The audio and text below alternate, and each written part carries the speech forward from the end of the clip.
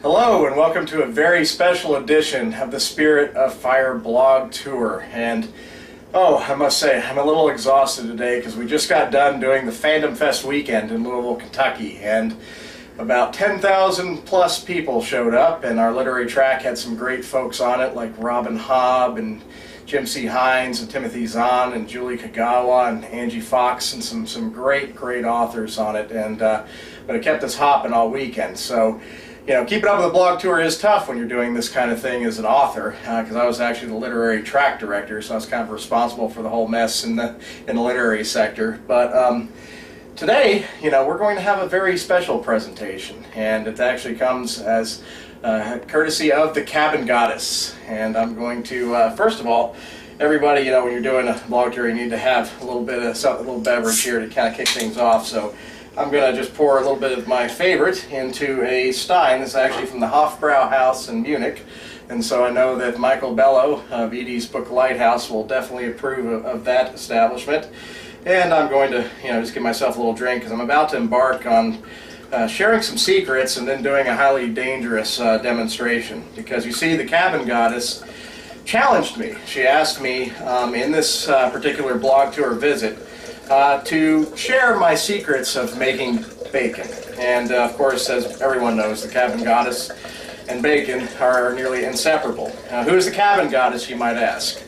Well, to the north and west, there's this wintry wonderland known as Alaska. And deep in this wonderful magical land, there's a woodland stronghold. And that's where the Cabin Goddess dwells. And she is quite the sorceress of all things in the blogosphere. And she is also a wonderful author, and definitely not the kind of person that anyone would want to get on the bad side of. So when she asked me to do something, you have to realize it's not just a request. You have to do as the Cabin Goddess asks. So as I get ready here to go into this,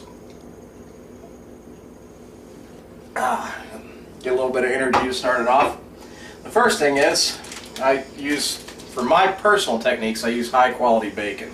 Now this is just some stuff that doesn't even need to be refrigerated in advance, and it uses some highly advanced equipment, which I'm going to go into in a second.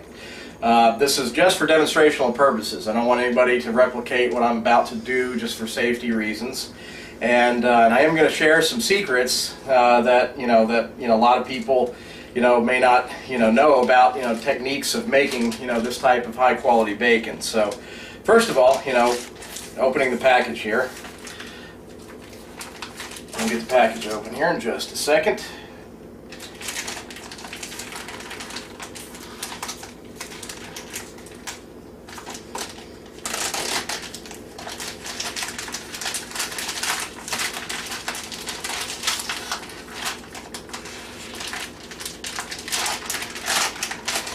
The first thing we want to do is to use a microwave safe plate.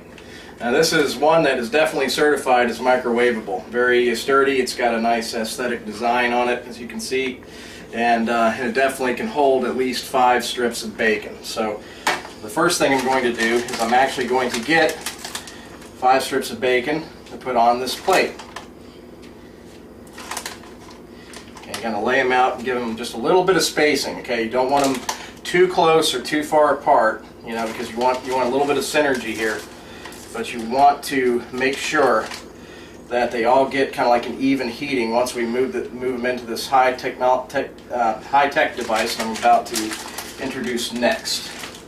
Now over here I have a microwave, and this is a General Electric brand, so it's a really solid brand of microwave. And as you can see, it's got a lot of nice aesthetics. It's in the classic black, so it's got some style.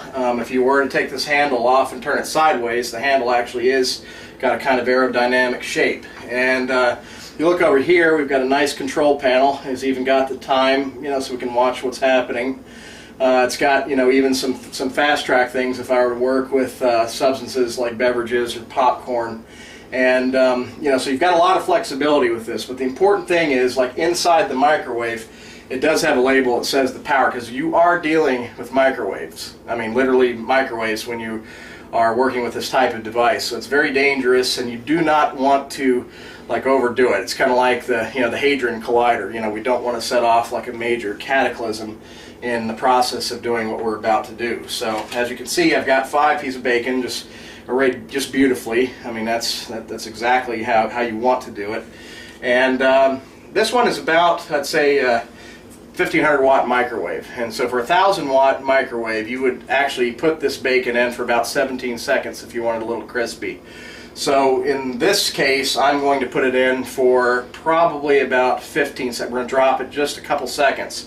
You don't want to get that estimation wrong, because again, you could set off a chain reaction that could be disastrous. So we're going to put the bacon in here in the microwave unit, and you must make sure that this is sealed, because if it's not, I mean, it's possible the microwaves could escape. We could set off the zombie apocalypse, and then we might have to get a hold of Jessica from Jess Resides Here, because she's an expert zombie killer. But hopefully Jess can just enjoy this video, because I do have it secure. And the next thing I'm going to do is you have to really make sure you push the right buttons. It's very important. So I'm going to hit time cook, okay, and I'm going to put 1, 5, okay, 15 seconds. Make sure that your digital readout has that accurate.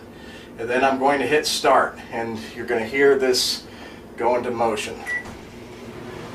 And what this unit is doing is it's actually rotating the plate, and the microwaves are working on the bacon as we speak, and the heat is actually generating really fast here. So you can already hear it already bubbling in there. Maybe you can pick it up on the camera.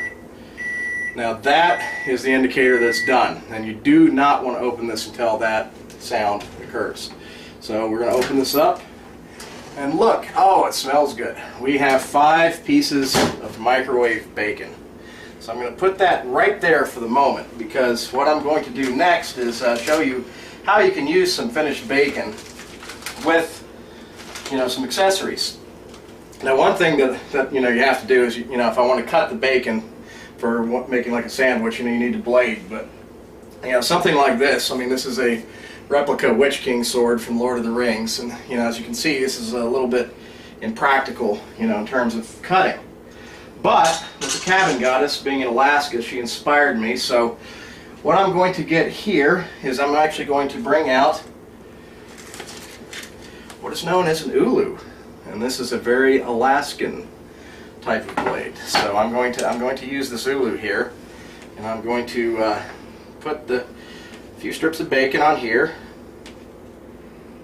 and I'm going to just give a nice little cut here. And the ulu is really neat because it's got this nice curved blade, and as you see, it just made a nice, really nice clean cut. And I'll go ahead and finish the last one there. And so we've got that, and we want to put it back in the safety holder anytime you're handling something with a sharp edge like this. And then I'm going to get out some really high quality Kroger value bread. You can pick these up for about 99 cents in a grocery store. And we're going to make, the cool thing is when you actually use the microwave plate, this is actually my advice, you use this because after you get done cooking it, you can actually then turn around and actually use it as a plate.